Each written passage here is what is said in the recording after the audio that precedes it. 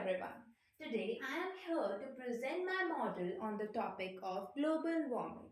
Well, to know what global warming actually is, we should first know about the greenhouse effect. Earth, which is the third planet from the sun, has a diversified living organisms living on it, while the other planets of the solar system are sortingly hot or bitterly cold. Our Earth has a relatively stable temperature for the survival of human beings and other organisms. What makes our Earth different and favorable for our survival? So, our Earth's surface contains a thin layer of blanket which provides us a protection from the harmful radiations from the sun. This blanket of air is called atmosphere. It consists of different gases. The earth the sun emits several radiations like UV rays, visible light, infrareds in the form of light and heat energy. The um, ozone layer absorbs the large amount of UV rays coming from the sun and thus protects us from these harmful rays.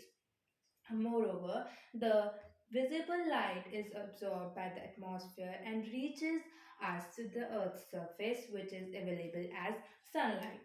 The infrared rays coming from the sun are returned back to the space, but some of the molecules in its path traps its energy and re-emit it to the atmosphere, which makes our Earth's surface warm. This exchange of incoming and outgoing radiations from the sun warms our Earth's surface, and this is called greenhouse effect.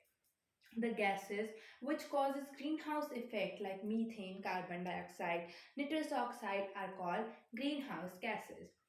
Over the last 2 centuries, the greenhouse effect has increased, and because of the greenhouse gases has increased and is increasing, which leads to the global warming.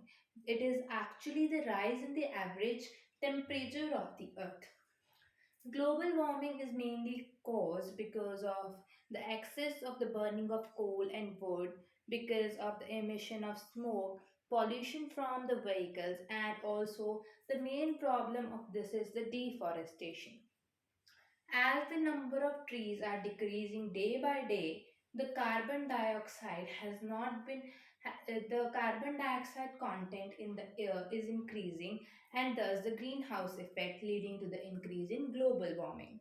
So, the effects of global warming are not limited to a specific country, but it is widespread. It causes floods, droughts, rise in the temperature of the earth. Many animals die because of the lost because they lost their habitat of forests. The polar animals like polar bears and penguins are losing their habitat because of the melting glaciers.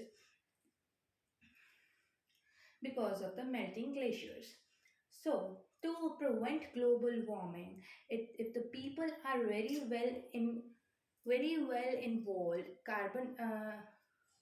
if people are not very well involved in lowering the carbon emission, laws and regulation implementation and effective forest and agriculture management are to be implemented.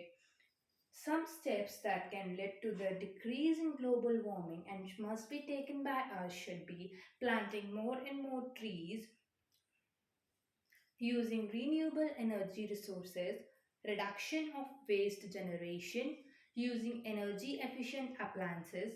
We should increase the fuel efficiency of vehicles and reduce the use of products which generate greenhouse gases. Also, we should follow the 3 R's that are reuse, reduce, and recycle. These are some steps which would help us in reducing global warming. I hope my project is helpful for you. Thank you.